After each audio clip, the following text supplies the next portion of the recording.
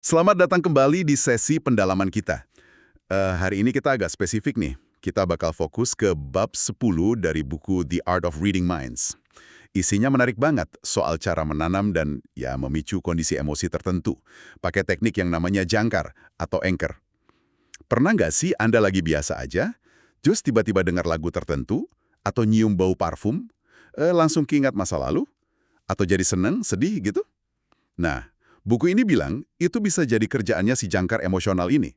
Jadi yuk kita coba bedah bareng gimana sih ini kerjanya, dan yang lebih penting, gimana kita bisa pakai ini secara sadar. Bukan cuma buat ngerti orang lain, tapi mungkin juga buat ngelola emosi kita sendiri. Oke, mari kita mulai. Istilah jangkar ini agak unik ya. Kalau dengar jangkar, saya langsung mikirnya ke kapal gitu, yang buat nahan. Tapi ini jangkar emosi. Gimana ya cara gampangnya memahami konsep ini? Iya, bagian asal itu ada benernya sih, dalam arti menambatkan sesuatu, ya kan? Tapi ini mungkin lebih tepatnya kayak jejak psikologis, semacam imprint gitu kalau pakai istilahnya. Mungkin contoh paling gampang dan klasik itu ya eksperimennya Pavlov, ingat kan? Yang Hmm. anjing itu diajarin sampai akhirnya ngeluarin air liur cuma karena denger bel. Kenapa? Ya karena bel itu selalu dibarengin sama makanan. Nah, jangkar emosional ini prinsip kerjanya mirip-mirip lah. Ada stimulus, bisa apa aja loh, suara, sentuhan, kata, gambar, bahkan bau. Kalau stimulus ini sering banget muncul barengan sama emosi yang kuat, lama-lama stimulus itu sendiri bisa langsung mancing emosi tadi. Oke. Jadi kayak pengkondisian gitu ya? Semacam tombol pintas emosi? Gitu? Saya jadi keingat beberapa contoh di film deh. Di film jadul M itu, si pembunuhnya kan suka siul lagu Greek yang khas itu ya, sebelum dia beraksi. Atau di Jaws, itu musiknya kan ikonik banget. Selalu muncul pas Yu-nya mau dekat. Dengar musiknya aja udah cukup bikin deg-degan atau takut. Tepat, contoh bagus banget itu. Itu kan namanya jangkar auditori ya, suara atau musik sengaja banget ditanam buat memicu emosi tertentu. Dalam contoh tadi ya, ketakutan, ketegangan, ke penontonnya. Contoh lain yang sering dikutip, ini dari sastra, Marcel Proust. Pengalamannya dia sama kue Madeleine yang dicelup ke teh. Rasa sama aromanya itu tiba-tiba bikin dia banjir memori sama emosi masa kecilnya. Jadi intinya ya itu jangkar itu pemicu cepat, shortcut, buat mengakses lagi kondisi emosi tertentu. Bisa memicu emosi secara sengaja. Oh, ini kedengarannya potensinya gede ya. Tapi emang sepenting apa sih kita perlu belajar ini? Manfaatnya apa gitu di kehidupan sehari-hari? Gini, manfaatnya bisa luas banget, tergantung kita pakainya gimana kan. Kemampuan buat ngerti dan pakai jangkar ini bisa jadi alat bantu komunikasi yang efektif buat diri sendiri juga. Coba bayangin, Anda bisa bantu teman yang lagi sedih jadi sedikit lebih ceria. Tinggal picu jangkar positif yang mungkin pernah Anda tanam sebelumnya. Atau, ini buat diri sendiri nih, memicu rasa percaya diri sesaat sebelum presentasi penting. Bisa banget. Atau bikin rasa nyaman pas lagi situasi tegang, misalnya negosiasi. Buat diri sendiri, ini kayak punya tombol internal gitu buat dapetin state atau kondisi emosi positif yang kita butuhin. Mau lebih semangat, tenang, fokus, tinggal klik. Tapi, ada sisi lain yang perlu kita waspadai juga. Kita ini sering loh nanam jangkar tanpa sengaja. Dan ini dampaknya bisa nggak kita duga. Buku ini ngasih contoh yang menurut saya cukup kuat. Ada ayah, kebiasaannya itu cuma meluk anaknya erat-erat pas anaknya lagi sedih banget atau nangis kecewa. Niatnya baik, pasti menghibur kan? Tapi apa jadinya kalau pelukan erat itu selalu dan cuma ada pas momen sedih? Nah, secara nggak sadar, pelukan itu sendiri bisa jadi jangkar buat rasa sedih. Tunggu. Maksudnya gimana? Jadi nanti pas ayahnya meluk karena sayang atau bangga gitu, si anak malah bisa jadi keinget atau ngerasain sedih yang dulu sering barengan sama pelukan itu. Wah, ini agak ngeri juga ya denger ya. Tapi sekaligus bikin mikir sih. Kemungkinannya bisa begitu. Pikiran bawah sadar kita kan kerjanya lewat asosiasi ya. Kadang dia nggak peduli niat awalnya apa. Kalau asosiasi pelukan sama dengan sedih udah kuat banget, ya stimulusnya pelukan bisa otomatis memicu responsnya, rasa sedih. Makanya kesadaran tuh penting banget di sini. Kita perlu lebih peka. Gimana dan kapan kita berinteraksi, apalagi pakai sentuhan fisik atau kata-kata tertentu, pas orang lain atau diri kita sendiri lagi di puncak emosi. Contoh sebaliknya nih, sentuhan ringan di bahu pas teman lagi ketawa ngakak gara-gara lelucon Anda, itu bisa nanam jangkar positif buat rasa gembira. Jadi kesadaran ini bantu kita nanam asosiasi yang lebih positif lah, bukan yang malah bikin kacau. Oke, paham. Jadi kesadaran itu kunci biar nggak salah tanam. Nah, sekarang kalau kita mau nanam jangkar secara sengaja, secara positif, gimana caranya biar efektif? Ada tekniknya dong pasti. Pasti ada. Dan prinsipnya sebenarnya cukup simpel. Walau butuh latihan ya. Intinya gini, kaitkan satu tindakan unik yang Anda lakukan dengan puncak emosi kuat yang lagi dialami orang itu. Atau diri sendiri. Timingnya ini krusial banget. Harus pas nangkep momen pas emosinya lagi di puncak-puncaknya. Atau pas lagi naik-naiknya menuju puncak. Jangan ditunggu sampai emosinya turun, nanti asosiasinya nggak kuat. Terus tindakan uniknya apa? Macam-macam bisa. Yang penting unik dan konsisten. Contohnya, sentuhan. Ini biasanya kuat banget karena personal kan? Misalnya sentuhan ringan di lengan atas atau punggung tangan. Tapi ingat, harus unik. Mungkin lokasi yang jarang disentuh atau cara nyentuhnya khas. Dan tentu harus sopan sesuai konteks sosial dan hubungan Anda ya. Oke, sentuhan. Selain itu? Bisa juga kata atau frasa spesifik. Ucapin kata atau frasa tertentu, tapi intonasinya harus khas. Harus konsisten juga tiap kali nanam jangkar buat emosi yang sama. Atau gerakan, gestur, gerakan tangan, jari, anggukan kepala, bahkan ekspresi muka yang spesifik. Yang nggak biasa Anda lakuin sehari-hari, biar gampang dikenali sama bawah sadar. Modalitas lain juga bisa sih secara teori. Visual kayak gambar, auditori lain kayak nada suara, bau, rasa. Cuma ini biasanya lebih susah ngontrolnya kalau mau nanam ke orang lain secara spontan. Nah, yang paling sering efektif itu kombinasi. Misalnya, nyentuh lengan sambil ngucapin kata kunci dengan intonasi khas tadi.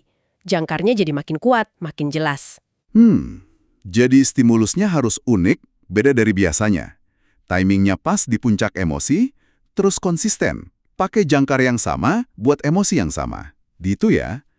Kedengarannya butuh kepekaan sama latihan nih. Tepat sekali. Keunikan itu biar jangkarnya nggak nyampur sama stimulus lain sehari-hari. Timing di puncak itu biar asosiasi emosinya paling nempel. Dan konsistensi itu buat nguatin hubungan stimulus responsnya. Ya kayak ngelatih otot lah. Makin sering dilatih dengan benar, refleksnya makin kuat. Menarik. Tapi gini, gimana kalau orang yang mau kita bantu, atau diri kita sendiri deh, lagi nggak ngerasain emosi yang mau kita jangkar? Misalnya saya mau nanam jangkar percaya diri buat diri sendiri, tapi ya lagi biasa aja gitu. Apa kita harus nunggu momen pede itu datang sendiri? Nunggu momen alami datang itu jelas bisa, dan seringnya lebih gampang kan? Misalnya nih, tiap kali Anda ngerasa puas banget abis nyelesain tugas susah, langsung aja saat itu juga tanam jangkarnya di puncak rasa puas itu. Dibiasain aja. Tapi kalau mau lebih proaktif, ya emang bisa. Kita bisa manggil atau bangkitin lagi emosi yang kita mau itu dulu, baru deh setelah emosinya muncul, kita tanam jangkarnya. Cara bangkitinnya gimana? Nah, buku ini ngasih beberapa cara. Pertama, minta ingat lagi. Ajak orang itu atau diri sendiri buat ingat pengalaman spesifik di masa lalu pas ngerasain emosi target itu dengan kuat banget. Pakai pertanyaan yang ngebantu. Ingat gak waktu kamu ngerasa bener-bener bangga pas berhasil? Coba deh rasain lagi sekarang apa yang kamu lihat waktu itu. Dengar, rasanya gimana di badan? Oh, jadi kayak diajak masuk lagi ke memori itu ya? Betul. Terus, pakai bahasa sensorik. Bantu hidupin lagi memorinya pakai detail visual, auditori, kinestetik, perasaan fisik. Makin kaya detailnya, makin gampang emosinya bangkit lagi. Bisa juga pakai imajinasi. Bayangin skenario masa depan. Gimana rasanya kalau kamu udah berhasil mencapai tujuan X? Bayangin deh rasa lega, puas, bangga yang muncul pas itu. Nah, sambil kita pandu proses ini, kita mesti jeli ngamatin tanda-tanda fisiknya. Tanda kalau emosinya mulai muncul dan menguat. Perhatiin matanya, mungkin jadi berbinar, pupilnya melebar, rona wajahnya berubah, postur tubuhnya, napasnya. Pas kita lihat tanda-tanda emosinya udah di puncak, ini butuh latihan kepekaan nih. Nah, segera pas itu juga lakuin tindakan jangkar kita. Jadi kayak kita pandu masuk ke mesin waktu emosi gitu ya, entah ke masa lalu atau masa depan, terus pas emosinya lagi paling on, kita pasang penandanya. Gitu ya kira-kira? Hahaha, metafora yang bagus. Ya, kurang lebih gitu. Dan perlu diingat ya, Proses bangkitin emosi ini sebenarnya sering kita lakuin kok dalam obrolan biasa, pas cerita-cerita nostalgia kan. Ingat nggak waktu itu? Wah, seneng banget rasanya. Bedanya, di sini kita lakuinnya dengan sadar, ada tujuannya dan timingnya presisi buat nanem jangkar. Nah, soal nanam jangkar buat diri sendiri, tadi sempat disinggung ini berguna banget. Kayaknya ini aplikasi yang paling bikin saya penasaran deh. Gimana langkah praktisnya? Mirip nggak? Berguna banget? Karena ini ngasih kita kontrol lebih besar atas kondisi emosi kita sendiri kan. Prinsipnya sama persis, tapi kita lakuin ke diri sendiri. Buku ini ngasih semacam latihan atau ritual singkat gitu. Intinya gini, 1, pilih emosi dan memori kuncinya. Tentukan 1 emosi positif spesifik yang pengen bisa Anda akses kapan aja. Misal, rasa tenang, fokus, atau percaya diri. Terus ingat 1 momen spesifik di masa lalu pas Anda merasain emosi itu sangat kuat. Pilih memori yang paling intens pokoknya. Oke, pilih emosi dan momen terkuatnya. Terus? 2, hidupkan kembali sepenuhnya. Kalau perlu tutup mata. Masuk lagi ke pengalaman itu. Libatin semua indera. Apa yang dilihat, didengar, dirasain di kulit, mungkin bau atau rasa kalau ada. Yang paling penting, rasain lagi emosi dan sensasi fisiknya di badan. 3, tingkatkan intensitasnya sampai puncak. Biarin perasaannya makin kuat. Amplifikasi sensasinya. Rasain emosinya memuncak sampai titik tertinggi. Puncaknya. 4. Nah, pas di puncak itu, tanam jangkar unik Anda. Lakuin tindakan jangkar yang udah Anda pilih sebelumnya. Harus unik, gampang diulang. Misalnya, ngepalin jari telunjuk sama ibu jari kanan kuat-kuat. Atau nyentuh titik tertentu di pergelangan tangan kiri. Tahan jangkar itu sebentar pas di puncak, lalu lepasin sebelum intensitas emosinya mulai turun. Ini penting nih, lepasin pas masih di puncak atau sedikit sesudahnya. Oke, tanam pas puncak, lepas sebelum turun. 5. Break state, terus ulangi. Abis nanam jangkar, langsung alihin perhatian sebentar. Buka mata, lihat sekeliling, mikirin hal lain yang netral. Ini buat ngebersihin layar lah istilahnya, sebelum ngulang lagi. Terus, ulangi langkah 2-4 beberapa kali. Mungkin 3-5 kali cukup. Tiap ngulang, usahain bikin pengalaman sensori sama intensitas emosinya lebih kuat dari sebelumnya. Dan pakai jangkar yang sama persis tiap kali. Diulang-ulang biar kuat ya. Betul. Terakhir, 6. Uji coba. Setelah beberapa kali ngulang dan jeda sebentar, coba picu jangkar Anda. Lakuin tindakan unik tadi, amati apa yang terjadi. Kalau prosesnya berhasil, Anda bakal ngerasain lagi sebagian atau seluruh emosi positif tadi secara otomatis. Kalau masih lemah ya mungkin perlu diulang lagi atau pilih memori lain yang lebih kuat. Wah, ini kayak ngelatih refleks emosional pribadi ya jadinya. Ngondisiin diri biar bisa switch on ke kondisi positif pas dibutuhin. Kelihatannya emang butuh latihan sih, tapi potensinya kerasa banget. Tapi ngomongin nanam jangkar ke orang lain tadi, saya jadi kepikiran soal etika. Gimana buku ini bahas soal itu? Kan kesannya agak manipulatif. Itu poin yang sangat penting, dan buku ini juga nekenin banget soal itu. Jangkar emosional ini alat yang kuat. Sama kayak hipnosis atau teknik persuasi lainnya lah. Bisa dipakai buat tujuan baik, bisa juga buat yang nggak baik. Penulisnya negesin banget tanggung jawab etis itu ada di pengguna teknik ini. Tujuannya harusnya selalu buat bantu diri sendiri dan orang lain mencapai kondisi mental yang lebih positif, lebih berdaya, lebih bermanfaat. Malah ada kutipan menarik dari Paman Ben di Spider-Man yang dipakai di buku. Dengan kekuatan besar, datang tanggung jawab besar. Pesannya jelas banget kan? Gunakan kemampuan ini dengan bijaksana, jangan pernah dipakai buat manipulasi orang lain demi keuntungan pribadi, apalagi dengan cara yang merugikan atau mengontrol mereka secara negatif. Kesadaran soal cara kerja jangkar ini juga penting biar kita bisa lebih kritis, misalnya sama iklan, yang kadang coba ngasosiasiin produk sama emosi tertentu secara bawah sadar. Jadi, intinya balik lagi ke kesadaran ya.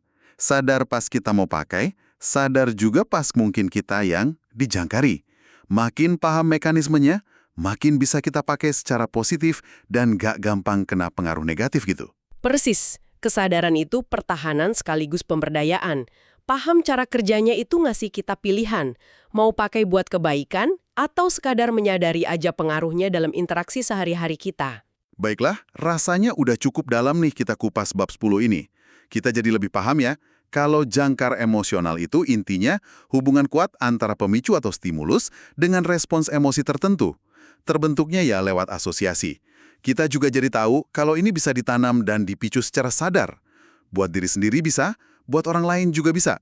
Kuncinya, tadi di keunikan stimulus, timing pas di puncak emosi, sama konsistensi. Betul, ini memang salah satu perangkat dalam toolkit mental kita yang bisa berguna banget buat ngelola emosi dan ningkatin kualitas interaksi. Tapi ya kayak alat apapun, kuncinya ada di tangan penggunanya. Gunakan dengan bijak, niatnya baik, dan sadar penuh sama dampaknya. Memahaminya aja, itu udah langkah maju yang signifikan menurut saya. Nah, sebagai penutup sesi kita kali ini, mungkin ada satu hal yang bisa Anda renungin nih. Sekarang kan udah tahu lebih banyak soal cara kerja jangkar emosional, juga deh mulai perhatiin interaksi Anda sehari-hari pakai kacamata baru ini. Kira-kira jangkar apa aja yang positif atau negatif yang mungkin tanpa sadar udah nempel di diri Anda? Mungkin dari orang tua, temen, pasangan, atau jangan-jangan dari lagu favorit. Sebaliknya, jangkar apa aja yang mungkin udah Anda tanam ke orang lain, sengaja atau enggak? Nah, gimana kesadaran baru ini bisa mengubah cara Anda komunikasi, merespons, dan ngerasain dunia di sekitar Anda mulai hari ini? Terima kasih banyak sudah menyimak pendalaman kita kali ini. Sampai ketemu lagi di sesi berikutnya ya.